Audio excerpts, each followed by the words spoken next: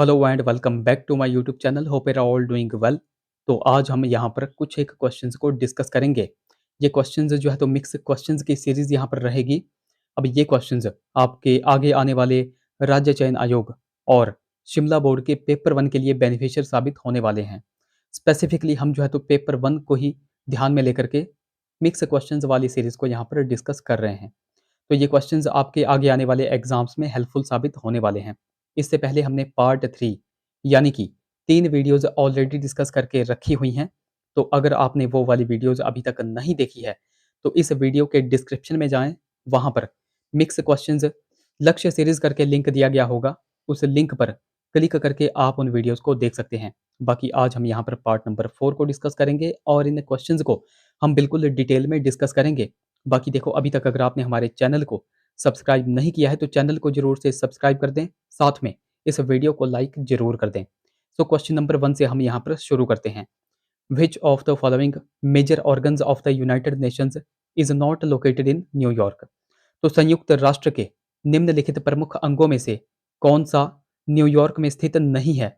तो नहीं आपसे यहाँ पर पूछा गया है। अब पिछली ही वीडियो में मैंने आपको बताया हुआ था कि जो यूएन है, यूनाइटेड नेशन है, उसके टोटल प्रिंसिपल ऑर्गन कितने हैं? तो वो हैं 6। उन 6 में मैंने आपको बताया हुआ था कि जो 5 हैं, उन 5 का मुख्यालय तो कहाँ पर है? तो वो है न्यूयॉर्क में।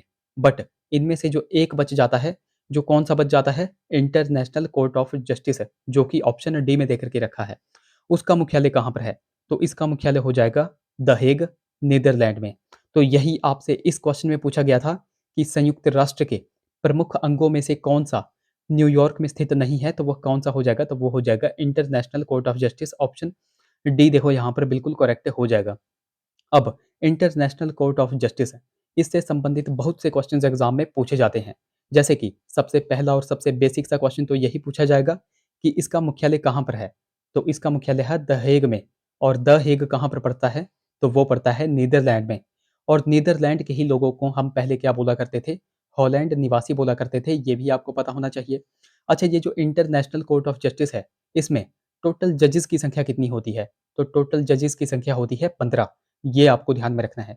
और उनका कार्यकाल कितने वर्ष का होता है? क्योंकि ये वाला क्वेश्चन एग्जाम में पूछा जा चुका है। तो इनका कार्यकाल होता है 9 वर्ष का। ये भी आपको ध्यान में रखनी है। तो ये कुछ एक बेसिक से क्वेश्चंस होते हैं जो कि आपको बार-बार इनको रिवाइज़ करना होता है। अच्छा, ऑप्शन बी में देखो, सचिवालय यानी कि सेक्रेटेरिएट दिया गया है। तो सचिवालय के प्रमुख को ही हम क्या बोलते हैं? तो सचिवालय के ही प्रमुख को हम बोलते हैं महासचिव। ये भी आपने सुना होगा। जैसे कि यूएनओ का महासचिव आप सभी को पता होगा। जैसे कि प्रेज़ेंट की अगर बात करते हैं तो प्रेज़ेंट में यूएनओ के महासचिव कौन हैं? तो प्रेज़ेंट में हैं एंटोनियो गुटेरेस, जो कि कहाँ के हैं? किस देश के हैं? तो वो हैं पुर्तगाल के। ये भी आपको पता होना चाहिए। अच्छा, यहाँ पर महासचिव की बात ही आ गई है, तो मैं आपसे एक क्वेश्चन पूछता हूँ। एक्चुअली मैं ही आपको बता देता हूँ। तो यूएन के पहले महासचिव कौन थे? क्योंकि ये वाला क्वेश्चन बहुत बार एग्ज़ाम में बनता है। तो यूएनए के पहले महासचिव अगर आपसे पूछेंगे, तो वो हो जाएँगे ट्रिगवेली। कौन हो जाएँगे? ट्रिगवेली। ये आपको पता होना चाहिए। और ये कौन से देश से संबंधित थे? तो यह नॉर्वे देश से संबंधित थे। ये आपको पता चल गया। एक क्वेश्चन एग्ज़ाम में बन रहा है कि यूएन के पहले एशियाई महासचिव कौन थे? तो जब भी आपसे पूछा जाएगा कि यूएनओ के पहले एशियाई महासचिव कौन थे? तो वो थे यू थांट। कौन थे? यू थांट। और यह किस देश से संबंधित थे? तो ये थे म्यांमार से संबंधित। ये वाला क्वेश्चन जो है तो आपके आगे आने वाले एग्ज़ाम में बन सकता है, तो ये भी आपको पता होना चाहिए। यूएन की हम यहाँ पे बात करते हैं, यूनाइटेड नेशंस ऑर्गेनाइजेशन। इसकी स्थापना 24 अक्टूबर 1945 को हुई थी। इसके टोटल प्रिंसिपल ऑर्गन्स मैंने आपको बता दिए कितने होते हैं, तो वो होते हैं 6। और यूएनओ में प्रेज़ेंट की अगर बात करें तो प्रेज़ेंट में टोटल मेंबर कितने हैं? टोटल मेंबर कंट्रीज़ कितनी हैं? तो वो हैं 193। 193 देश हैं यूएनओ में। ये आपको पता होना चाहिए। और सबसे लेटेस्ट कौन-सा है? तो सबसे लेटेस्ट है साउथ सूडान। ये भी आपको ध्यान में रखना है। ये क्वेश्चंस आपको लिंक करके चलने हैं, तभी आपके एग्ज़ाम में यह क्वेश्चन जो है तो सही होंगे। तभी आप जो है तो मेरिट में खुद को ला सकते हैं। नेक्स्ट क्वेश्चन की बात करें, where is the headquarter of UNESCO? तो यूनेस्को का मुख्यालय कहाँ पर है? तो यूनेस्को के मुख्यालय को जानने से पहले आपको पता होना चाहिए यूनेस्को की फुल फॉर्म। तो यूनेस्को की फुल फॉर्म होती है United Nations Educational, Scientific and Cultural Organization. अब इसकी स्थापना कब की गई थी वो भी आपको पता होना चाहिए। तो इसकी स्थापना 1945 को की गई थी और ये स्थापना जो है तो बहुत बार एग्ज़ाम में बनती है। अब यूनेस्को का मुख्यालय यानी कि हेडक्वार्टर कहाँ पर है? तो वो हो जाएगा पेरिस यानी कि फ्रांस में। ऑप्शन डी यहाँ पर करेक्ट हो जाएगा। अब इससे संबंधित बहुत से क्वेश्चंस एग्जाम में पूछे जाते हैं। अब ये तो आपको पता चल गया कि यूनेस्को की स्थापना 1945 में हुई थी। बट एक क्वेश्चन यहाँ पर बनता है कि भारत यूनेस्को के साथ जो है तो कब जुड़ा था? यानी कि भारत इससे कब जुड़ा था? तो भारत इसके साथ जुड़ा था 1946 में, और ये वाला क्वेश्चन एग्जाम में बन रहा है।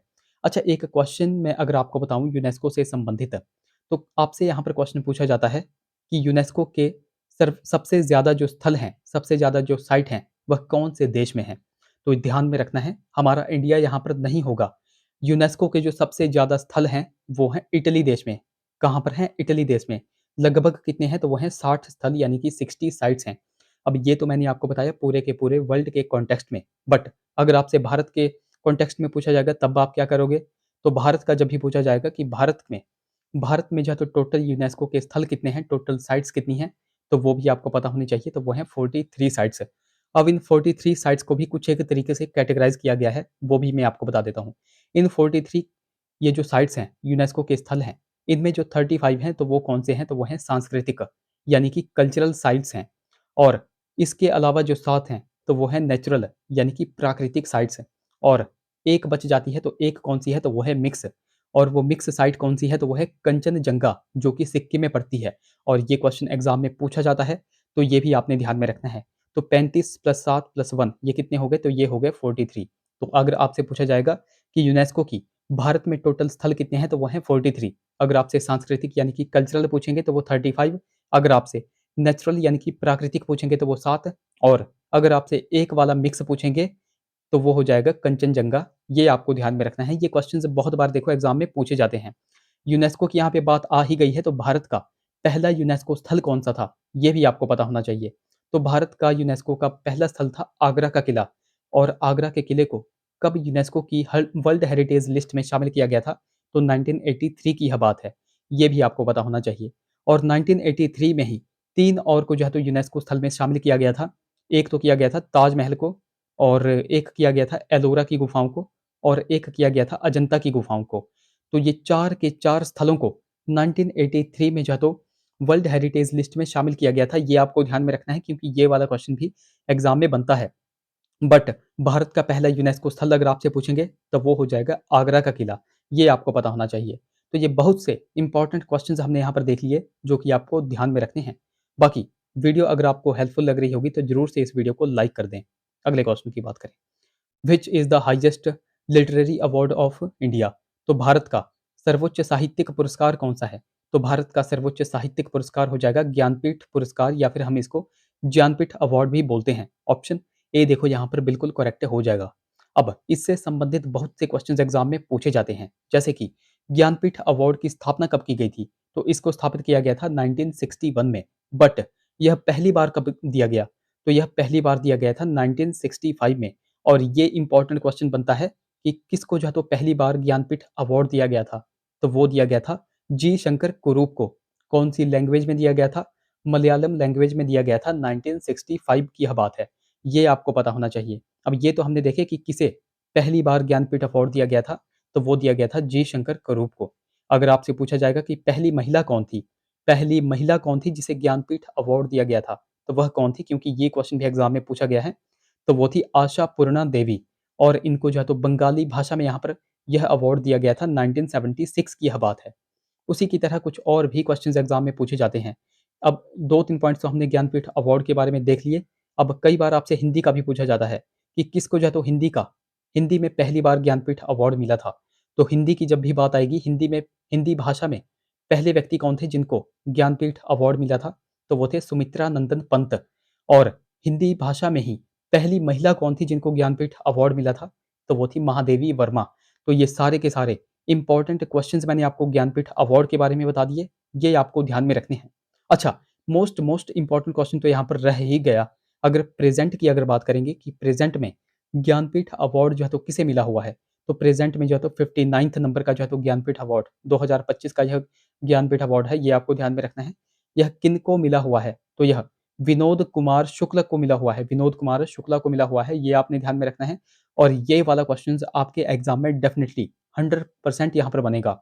और इसी से संबंधित आपसे एक फैक्ट यहाँ पर पूछा जा सकता है कि ये जो विनोद कुमार शुक्ल थे, ये जो विनोद कुमार शुक्ल हैं, यह किस राज्य से संबंधित है? तो यह छत्तीसगढ़ राज्य से संबंधित है। ये वाला क्वेश्चन भी आपके एग्ज़ाम में पूछा जा सकता है। ये आपको ध्यान में रखना है। तो ये सारे के सारे इम्पोर्टेंट क्वेश्चंस हमने ज्ञानपीठ अवार्ड के बारे में देख लिए, ये आपको पता होना चाहिए। अच्छा, ऑप्शन बी में है साहित्य अकेडमी अवार्ड।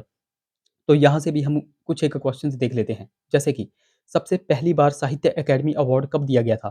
तो ये दिया गया था 1955 की यह बात है। और ये किसको दिया गया था? तो ये दिया गया था माखन लाल चतुर्वेदी को। अच्छा, ऑप्शन सी में है व्यास सम्मान। तो व्यास सम्मान पहली बार जो है तो 1991 में दिया गया था। और किनको दिया गया था? तो ये दिया गया था रामविलास शर्मा को। ये भी आपको पता चल गया। अच्छा, ऑप्शन डी में है कबीर पुरस्कार। तो कबीर पुरस्कार पहली बार जो है तो कब दिया गया था? तो ये दिया गया था 1986 या फिर 87 की यह बात है। और ये पहली बार किनको दिया गया था? तो यह पहली बार गोपाल कृष्ण अडिग को दिया गया था। और एक पॉइंट यहाँ पर बनता है कि ये जो कबीर पुरस्कार है, यह किस स्टेट गवर्नमेंट के द्वारा दिया जाता है? तो ये दिया जाता है मध्य प्रदेश स्टेट गवर्नमेंट के द्वारा। ये आपको ध्यान में रखना है, ये क्वेश्चन एग्जाम में पूछा जाता है। तो यहाँ से भी हमने बहुत से क्वेश्चन एग्जाम में से संबंधित यहाँ पर देख लिए, वो आपको यहाँ पर ध्यान में रखने हैं। अगले क्वेश्चन की बात करें। Which of the following is one of the saltiest lakes in the world? तो निम्नलिखित में से कौन सी विश्व की सबसे बड़ी खारे पानी की झीलों में से एक है? अब देखो, मैं आपको अगर बताऊं कि विश्व की सबसे बड़ी खारे पानी की झील, या फिर हम इसको जो है तो विश्व की सर्वाधिक लवणता वाली झील भी कहते हैं, तो वह कौन सी है? तो वो हो जाएगी वॉन गोलू झील। कौन सी हो जाएगी? वॉन गोलू झील। और ये कौन से देश में पड़ती है? तो ये पड़ती है टर्की देश में। कहाँ पर पड़ती है? टर्की देश में। बट देखो, ऑप्शन में कहीं भी वॉन गोलू झील यहाँ पर नहीं दी गई है। तो आपको यहाँ पर पता होना चाहिए कि विश्व की सबसे बड़ी खारे पानी की झील कौन सी है? तो वो है वॉन गोलू झील। लेकिन इसके बाद सेकंड नंबर पर कौन सी आती है? तो सेकंड नंबर पर आती है मृत सागर यानी कि डेड सी। ऑप्शन सी देखो यहाँ पर बिल्कुल करेक्ट हो जाएगा। यहाँ पर इनको मेजर करने की कुछ एक क्वांटिटी होती है, बट मैं आपको यहाँ पर परसेंटेज में बताऊंगा, आपको बिल्कुल ध्यान में इनको रखना है। जैसे कि अगर आपसे पूछा जाएगा कि ये जो वॉन गोलू झील, ये जो टर्की में है और ये विश्व की सर्वाधिक लवणता वाली झील है, इसकी लवणता कितनी है? तो परसेंटेज में आपको बता रहा हूँ, बिल्कुल सिंपल वर्ड्स में मैं आपको बताऊँगा, आपको कोई भी यहाँ पर क्वांटिटी मेज़र नहीं करनी है। 330% आपको ध्यान में रखना है। जब भी आपसे पूछा जाएगा कि विश्व की सर्वाधिक लवणता वाली झील कौन-सी है? तो वो है वॉन गोलू झील, जो कि टर्की में है। और इसकी लवणता आपको ध्यान में रखनी है, तो वो है 330%। और दूसरे नंबर पर कौन मैंने आपको बताई? तो वो बताई डेड सी यानी कि मृत सागर। इसकी लवणता भी अगर आपसे पूछेंगे, तो इसकी लवणता है 238, 238% आपको ध्यान में रखनी है। ये क्वेश्चंस देखो बहुत बार इनकी इनकी ये जो लवणता है, ये भी एग्ज़ाम में पूछी जा रही है, तो ये भी आपको ध्यान में रखनी है। ये क्वेश्चंस आपके आगे आने वाले एग्ज़ाम्स में पूछे जा सकते हैं, इसलिए मैं आपको इनको बता रहा हूँ।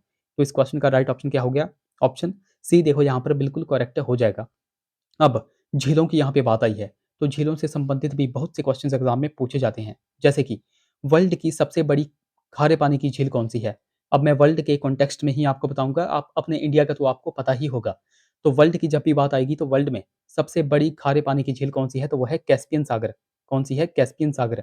और ये 5 देशों से घिरी हुई है, ये आपको पता होना चाहिए। उसके बाद दूसरा क्वेश्चन बनता है कि विश्व की सबसे बड़ी मीठे पानी की झील कौन सी है? तो मीठे पानी की झील अगर पूछेंगे, तो वो कौन सी हो जाएगी? तो वो हो जाएगी सुपीरियर झील, जो कि कहाँ पर पड़ती है? यूएसए और कनाडा की बाउंड्री पर यह लगती है। ये भी आपको पता चल गया। तो विश्व की सबसे बड़ी खारे पानी की झील हमने देख ली कैस्पियन, विश्व की सबसे बड़ी मीठे पानी की झील भी हमने देख ली। अब विश्व की सबसे गहरी झील कौन सी है? वो भी आपको पता होना चाहिए। तो विश्व की सबसे गहरे पानी की झील है बैकाल झील, जो कि कहाँ पर पड़ती है? तो ये पड़ती है रशिया में। ये भी आपको ध्यान में रखना है। ये क्वेश्चंस ऐसे हैं जो कि बहुत बार एग्ज़ाम्स में पूछे जाते हैं, ये आपको पता होना चाहिए। एक क्वेश्चन मैं आपसे यहाँ पर पूछूँगा, तो क्वेश्चन ये है कि किस झील को जो है तो कैलेंडर झील कहा जाता है? किस झील को जो है तो कैलेंडर झील या फिर कैलेंडर लेक कहा जाता है? ये देखो, आप नीचे कमेंट्स में मुझे बताओगे। अगर आपको नहीं आता है, गूगल पे जाओ, सर्च करो, सर्च करने के बाद आकर के इस वीडियो में नीचे कमेंट करो। मैं आपको बहुत बार बोलता हूँ, कमेंट करने से आपका ही फ़ायदा है, जो चीज़ आप कमेंट कर देते हो, वो चीज़ आप कभी भूलते नहीं हो। तो मेक श्योर कमेंट ज़रूर करें। क्वेश्चन मैंने आपसे यहाँ पर पूछ लिया, कौन-सी झील को कैलेंडर झील कहते हैं? 1-2 क्वेश्चन्स मैं आपसे यहाँ पर और पूछता हूँ, बिल्कुल सिंपल से क्वेश्चन्स हैं। आप पहला क्वेश्चन बताओ कि हिमाचल प्रदेश की सबसे बड़ी प्राकृतिक झील कौन-सी है? और दूसरा क्वेश्चन आप बताओ कि हिमाचल प्रदेश की सबसे बड़ी कृत्रिम यानी कि मैन मेड झील कौन-सी है? ये 2 क्वेश्चन्स भी आप नीचे कमेंट्स में हमें बता दो। बाकी देखो, अभी तक अगर आपने हमको टेलीग्राम और इंस्टाग्राम पे फॉलो नहीं किया है, तो वहाँ पर जाकर फॉलो ज़रूर कर लें। लिंक देखो आपको डिस्क्रिप्शन में मिल जाएगा। बाकी टेलीग्राम पर जाकर के आप लेट्स प्रिपेयर टू सर्च कर सकते हैं, आपको हमारा चैनल वहाँ पर मिल जाएगा। नेक्स्ट क्वेश्चन की बात करें, when was the golden quadrilateral project started in India? तो भारत में स्वर्णिम चतुर्भुज परियोजना की शुरुआत कब की गई थी? अब ये मोस्ट इंपॉर्टेंट क्वेश्चन है क्योंकि इसकी शुरुआत किसके द्वारा की गई थी, कौन हमारे प्राइम मिनिस्टर थे उस टाइम? तो वो थे अटल बिहारी वाजपेयी। अब अटल बिहारी वाजपेयी उस समय हमारे प्राइम मिनिस्टर थे। तो आप ऑप्शंस के अकॉर्डिंग भी यहाँ पर देख सकते हैं कि कौन सा ऑप्शन यहाँ पर करेक्ट होना चाहिए। तो कौन सा ऑप्शन यहाँ पर करेक्ट हो जाएगा, तो वो हो जाएगा 1999। 1999 में भारत में स्वर्णिम चतुर्भुज परियोजना की शुरुआत यहाँ पर की गई थी। अब यहाँ से भी कुछ एक क्वेश्चंस बनते हैं, जैसे कि ये जो स्वर्णिम चतुर्भुज परियोजना है, यह कितने शहरों को जोड़ने के लिए चलाई गई थी? तो यह टोटल जो है तो 4 शहरों को जोड़ने के लिए चलाई गई थी। उन 4 शहरों के नाम भी आपको पता होने चाहिए। तो एक तो यह दिल्ली को मुंबई से जोड़ने के लिए चलाई गई थी। उसके बाद मुंबई को चेन्नई से जोड़ने के लिए यह चलाई गई थी और चेन्नई को कोलकाता से जोड़ने के लिए चलाई गई थी। और ये क्वेश्चन भी एग्ज़ाम में पूछा जाता है। तो मैंने आपको क्या बताया? दिल्ली, मुंबई, चेन्नई और कोलकाता, इन 4 शहरों को जोड़ने के लिए स्वर्णिम चतुर्भुज परियोजना को यहाँ पर चलाया गया था। और मोस्ट इम्पोर्टेंट क्वेश्चन, ये जो स्वर्णिम चतुर्भुज परियोजना है, इसकी टोटल लेंथ कितनी आई थी? तो ये जो 4 शहर हमने जोड़े थे, इसकी टोटल लेंथ कितनी है? तो वो है 5846 किलोमीटर। ये आपको ध्यान में रखनी है क्योंकि ये वाला क्वेश्चन सेंट्रल लेवल के एग्ज़ाम में पूछा जा चुका है, तो संभावना है कि आपके आगे आने वाले राज्य चयन आयोग में इस तरह के क्वेश्चंस देखने को मिल सकते हैं। बाकी एक मोस्ट इम्पोर्टेंट क्वेश्चन, ये तो मैंने आपको बता दिया कि स्वर्णिम चतुर्भुज परियोजना की शुरुआत हुई थी 1999 में। बट यह जो है तो कब परियोजना संपूर्ण हुई थी या फिर बनकर तैयार हुई थी? तो यह बनकर तैयार हुई थी 2012 में। और ये वाला क्वेश्चन भी सेंट्रल लेवल के एग्ज़ाम में पूछा जा चुका है, तो ये भी आपको ध्यान में रखना है। कुछ और भी क्वेश्चंस अगर मैं आपको बताऊँ, जैसे कि सर्वाधिक पक्की सड़कें कौन-सी स्टेट में पाई जाती हैं? तो जब भी आपसे पूछा जाएगा कि किस राज्य में सर्वाधिक पक्की सड़कें हैं, तो वो हो जाएगा महाराष्ट्र। और इसी से संबंधित एक और क्वेश्चन एग्ज़ाम में पूछा जाता है कि कौन-सी स्टेट में एनएच यानी कि नेशनल हाईवे की संख्या सबसे ज़्यादा है? तो वो भी कौन-सा हो जाएगा? तो वो भी महाराष्ट्र हो जाएगा। एप्रोक्सिमेट आपको ध्यान में रखना है 18,000 किलोमीटर जो है तो यहाँ पर एनएच यानी कि नेशनल हाईवे की लेंथ है, ये आपको पता होना चाहिए। तो ये हमने कुछ एक बेसिक से क्वेश्चंस यहाँ पर देख लिए, ये आपको ध्यान में रखने हैं। एनएच से संबंधित भी हमने देख लिया कि पूरे के पूरे भारत में सबसे ज़्यादा किस स्टेट में एनएच यानी कि नेशनल हाईवे की संख्या है, तो वो है महाराष्ट्र में। यहाँ से मैं आपसे एक क्वेश्चन पूछता हूँ, बिल्कुल बेसिक सा क्वेश्चन है। हिमाचल प्रदेश का सबसे लंबा नेशनल हाईवे कौन-सा है? वो देखो आप नीचे कमेंट्स में मुझे बताओगे क्योंकि ये वाला क्वेश्चन हमीरपुर बोर्ड में पूछा भी जा चुका है। वो आप नीचे कमेंट्स में मुझे बताओगे। नेक्स्ट क्वेश्चन की बात करें, according to census 2011 which of the following union territories of India has the highest percentage of female literacy? तो जनगणना 2011 के अनुसार भारत के किस केंद्र शासित प्रदेश में महिला साक्षरता का प्रतिशत सर्वाधिक है? तो यूटी की यहाँ पे बात की गई है कि किस यूटी में महिला साक्षरता का प्रतिशत सर्वाधिक है, तो वो हो जाएगा लक्षद्वीप। ऑप्शन ए देखो यहाँ पर बिल्कुल करेक्ट हो जाएगा। अगर मैं पूरे के पूरे ओवरऑल यूटी की अगर बात करूँ, यूनियन टेरिटरी की बात करूँ, तो कई बार आपसे क्वेश्चन बनता है कि यूटी यानी कि यूनियन टेरिटरी में साक्षरता में पहला स्थान किसका है, तो वो भी लक्षद्वीप का हो जाएगा, ये भी आपको पता होना चाहिए। और ओवरऑल इसकी साक्षरता प्रतिशत कितनी है, तो वो है 92.28%। ये आपको ध्यान में रखनी है क्योंकि ये वाला क्वेश्चन एग्जाम में पूछा जाता है। अब ये तो हमने देखा यूटी।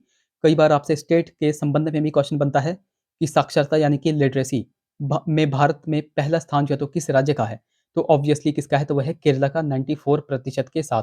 ये आपको पता होना चाहिए। अच्छा, हम यहाँ पर जिलों की बात कर लेते हैं। जैसे कि भारत का सबसे ज़्यादा साक्षर जिला कौन-सा है? तो वो साक्षर जिला कौन-सा है? तो वो है शेरशिप। और ये किस राज्य में पाया जाता है? तो ये पाया जाता है मिज़ोरम राज्य में। ये तो हमने देखा सर्वाधिक साक्षर जिला। अब से सबसे कम पूछा जाएगा कि सबसे कम साक्षर जिला कौन-सा है? तो वो मध्य प्रदेश का अलीराजपुर हो जाएगा। अलीराजपुर हो जाएगा। और सबसे कम साक्षरता दर जो है तो किस राज्य में है? तो वो ऑब्वियसली कहाँ पर हो जाएगी? तो वो हो जाएगी बिहार में। और बिहार में साक्षरता दर प्रतिशत कितनी है? तो वो है 61.80%। ये भी आपको ध्यान में रखनी है। ये क्वेश्चंस होते हैं जो कि बहुत बार एग्ज़ाम में पूछे जाते हैं। यहाँ से भी मैं आपसे बिल्कुल बेसिक सा क्वेश्चन पूछता हूँ। हमारे हिमाचल प्रदेश में ओवरऑल साक्षरता प्रतिशत कितनी है? वो आप नीचे कमेंट्स में मुझे बताओगे। तो हमारा नेक्स्ट क्वेश्चन है, who among the following is the author of the book the divine comedy? The divine comedy नामक पुस्तक के लेखक कौन हैं? अब ये मोस्ट इम्पोर्टेंट बुक है द डिवाइन कॉमेडी। तो इस पुस्तक के राइटर कौन है? तो वो हैं दांते। ऑप्शन सी देखो यहाँ पर बिल्कुल करेक्ट हो जाएगा। अब जब से हमने मिक्स क्वेश्चंस की सीरीज़ यहाँ पर चलाई हुई है, मैं आपको बहुत सी पुस्तकें यहाँ पर बता रहा हूँ। तो उनको अभी हम जो है तो सारी की सारी पुस्तकों को यहाँ पर रिवाइज़ करेंगे। तो ये मैंने यहाँ पर लिख दी हैं, वो आप यहाँ पर रिवाइज़ कर सकते हैं।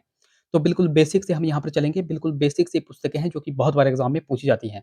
एडवांस लेवल तक भी हम यहाँ पर जाएँगे, बिल्कुल धीरे-धीरे हम यहाँ पर जाएँगे, आपको भी यहाँ पर पता चल जाएगा। जैसे कि माई लाइफ यह किसके द्वारा लिखी गई है? तो यह पुस्तक बिल क्लिंटन के द्वारा लिखी गई है। माई कंट्री माई लाइफ यह पुस्तक लाल कृष्ण अडवाणी के द्वारा लिखी गई है। लॉन्ग वॉक टू फ्रीडम यह पुस्तक नेल्सन मंडेला के द्वारा लिखी गई है। बिकमिंग पुस्तक जो है तो मिशेल ओबामा के द्वारा लिखी गई है। उसी के साथ मोस्ट इम्पोर्टेंट डॉलर बहू यह सुधा मूर्ति की पुस्तक है। The race of my life यह मिल्खा सिंह की पुस्तक है। चेंजिंग इंडिया यह मनमोहन सिंह की पुस्तक है और ये मोस्ट इम्पोर्टेंट पुस्तक है क्योंकि ये आपके आगे आने वाले एग्ज़ाम में डेफ़िनेटली यहाँ पर बनेगी क्योंकि हाल-फिलहाल जो है तो मनमोहन सिंह जी का जो है तो निधन हुआ था, तो ये पुस्तक आपके लिए मोस्ट इम्पोर्टेंट है। उसी की तरह the God of small things Arundhati Roy के द्वारा यह लिखी गई है। तो ये कुछ एक पुस्तकें हैं जो कि आपको ध्यान में रखनी हैं। अच्छा यहाँ से मैं आपसे बिल्कुल बेसिक सी पुस्तकें यहाँ पर पूछता हूँ। तो एक तो आप नीचे कमेंट्स में बताओ पंचतंत्र। पंचतंत्र यह पुस्तक जो है तो किसके द्वारा लिखी गई है? एक आप नीचे कमेंट्स में बताओ पद्मावत। पद्मावत पुस्तक जो है तो किनके द्वारा लिखी गई है? और एक और पुस्तक है कामसूत्र। यह पुस्तक किनके द्वारा लिखी गई है? इन तीनों पुस्तकों के राइटर आप नीचे कमेंट्स में मुझे बता दो। तो ये थे हमारे कुछ एक क्वेश्चंस। आई होप वीडियो आपको इन्फॉर्मेटिव लगी होगी। अगर वीडियो अच्छी लगी है तो ज़रूर से वीडियोज़ को लाइक करें, शेयर करें, चैनल को सब्सक्राइब करें, साथ में हमें टेलीग्राम और इंस्टाग्राम पे फॉलो करना बिल्कुल भी ना भूलें। तो चलिए मिलते हैं अब अगली वीडियो में, टिल देन टेक केयर।